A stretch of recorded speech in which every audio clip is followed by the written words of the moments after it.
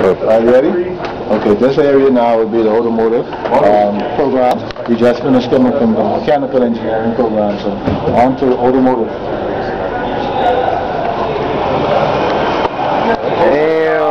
I'm done. We've got some classes going on right now. We have quite a few different automotive programs that we offer here at Niagara. We have about 300 students that are attending right now, the different programs.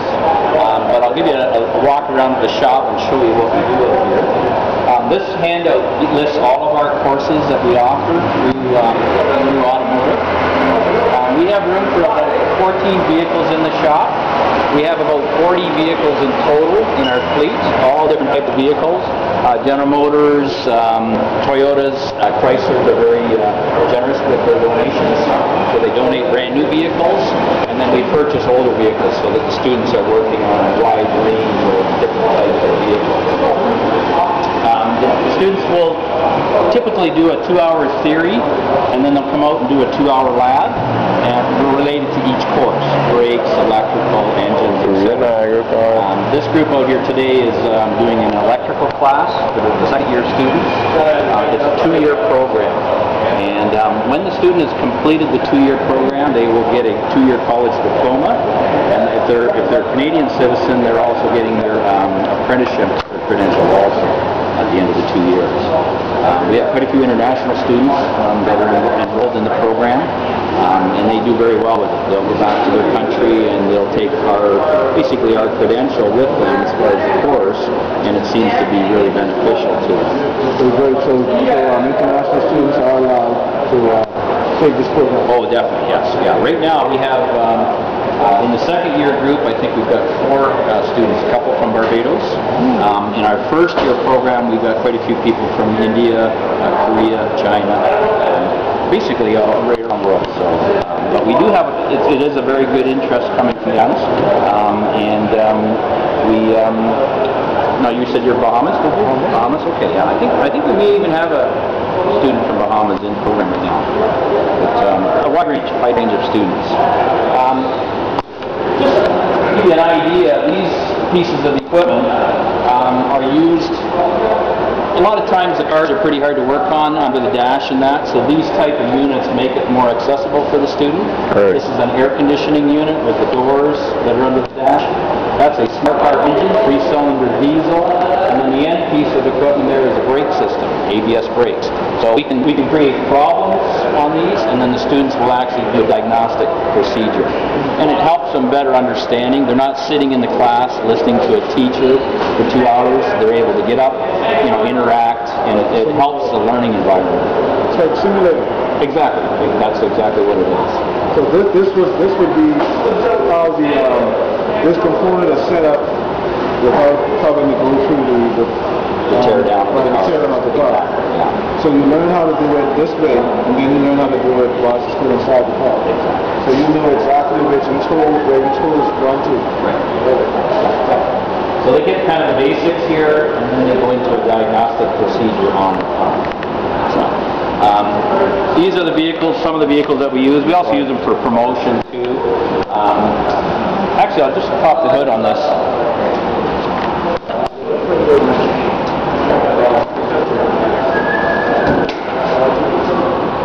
What we also do on our vehicles is we create a test point for the students to do testing on the vehicle also. So this helps prolong the life of the vehicle, so we're not damaging the vehicle when we're working on them every day.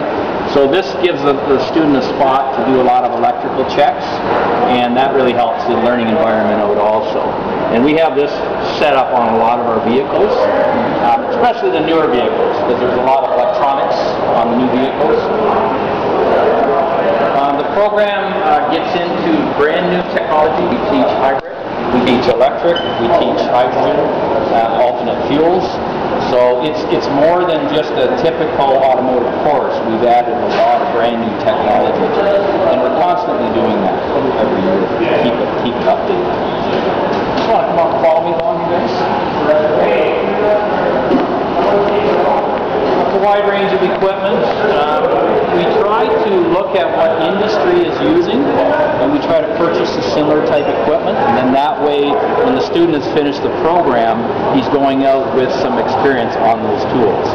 And that's, if you look around the shop, we've got pretty good coverage of all of the latest equipment that is available out there. That's engine analyzers, there's battery chargers. Each bay is equipped with tools.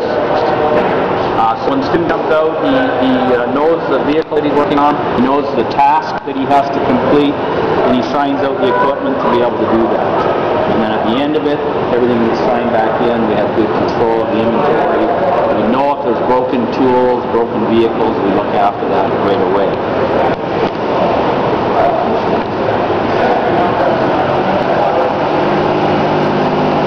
Our lab's going on, they're testing charging system, battery systems on the vehicle.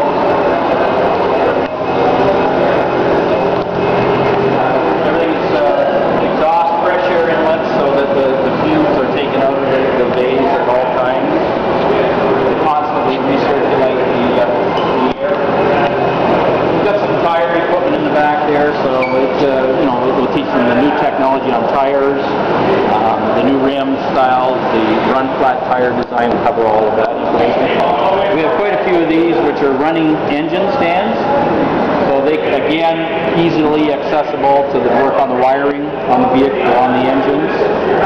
General Motors donated 50 brand new engines right from the factory, so we're able to, that's their latest technology, 2012 vehicles. So it's all the electronic engine control. So the students will be learning up-to-date technology as soon as it becomes available. Exactly. So that means, like, say for instance, the student took this program 2 years ago.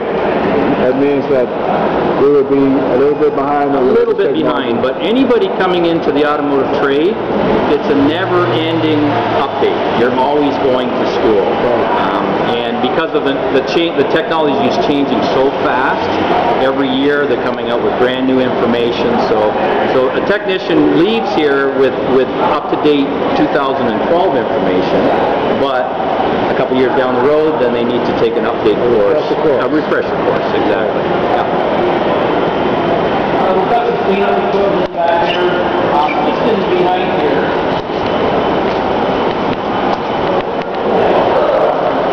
This is something a lot of colleges don't get this involved in automotive.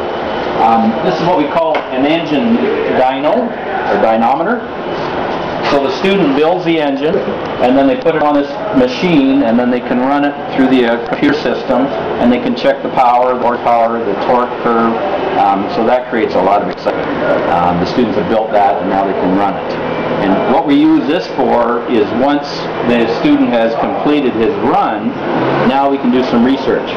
We can change the fuels, we can change the parts on the engine to see if it improves the performance or lessens the performance. So it has to be in a steel concrete building because we're running them at full throttle, wider than throttle when they do that. And this creates a lot of excitement when they do this. Well, they actually have the opportunity to build an engine. Oh, yeah. No, we go through that. In the program, because it's a 2-year program, the first year, the one class is engines, so they will have the opportunity to completely tear an engine down and rebuild it. And then in the second year, they get into the modifications too. So, and that's all done in this room here. Right behind us here, this is a chassis dyno. So they actually put the car on here, tie it down, and then they run the vehicle. Our vehicles aren't licensed, so we can't take them out on the road. So the students get a chance to drive them in here, check for different things, vibrations, noises, emissions. We can put a tester on the gases coming out of the tailpipe, and then they use that equipment for that. And these are actually engines that the students in the first year. Next week is the end of the first semester. So these students are now putting these engines in these stands and getting ready to start them up and making sure that they're operating.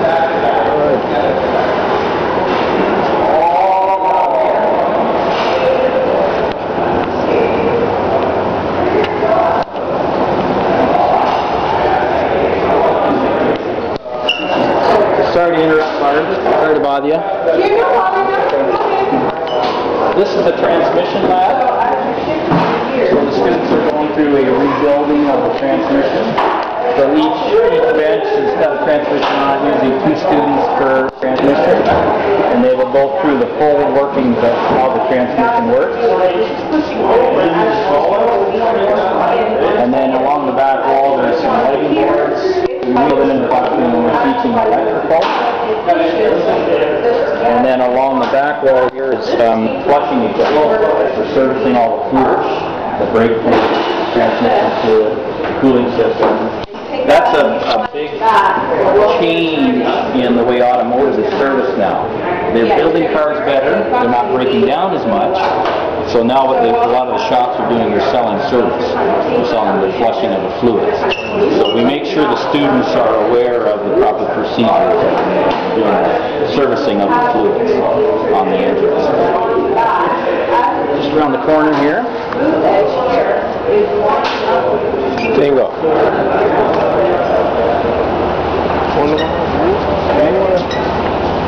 This is our tool crib, so we have a full-time technologist on board, and they're from the Bahamas. So they're checking out our automotive lab today. So these guys are really in charge of the whole shop. They make sure the cars are operating, they make sure the bays are you know, when you're coming out for a lab, they have the right cars in the bays for us, the right equipment. So they've got a big job to keep the lab running smoothly. And Richard is a graduate of the program. He's back working for us full time. So he's helping out too to make sure everything runs smoothly.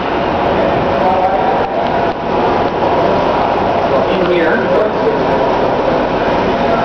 actually this is one of our professors, full-time professor, Tim McLeod. How you doing? Good. Folks from Bahamas up to see our program. Oh, fantastic. How do you like our weather here today? There you go. That's our first snowfall. Welcome. Yeah. Come on in.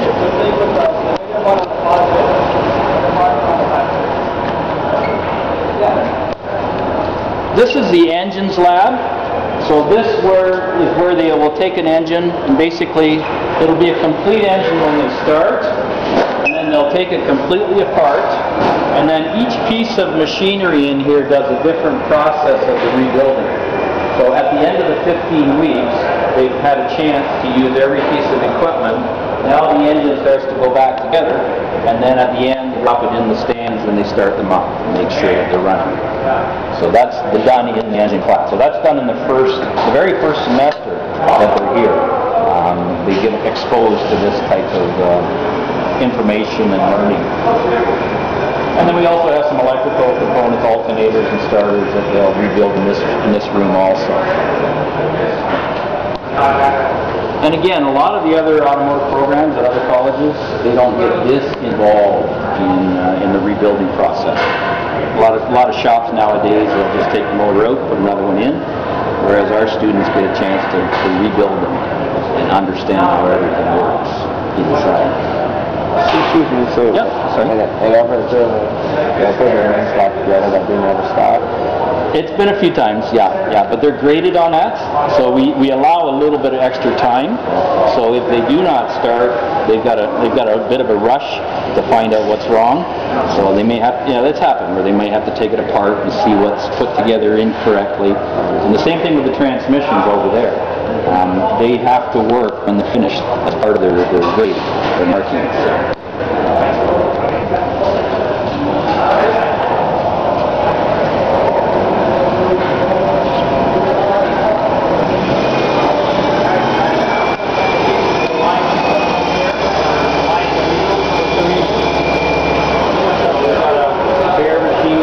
Machine, just two different types of alignment machines. 4.9, what's the engine?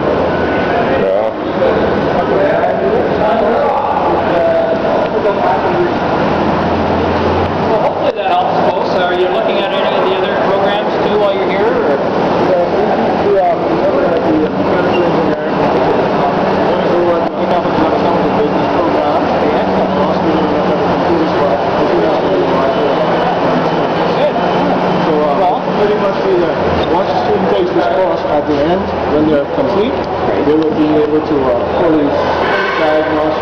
repair, you know, the entire car. Yeah, there's a certain learning on the job too.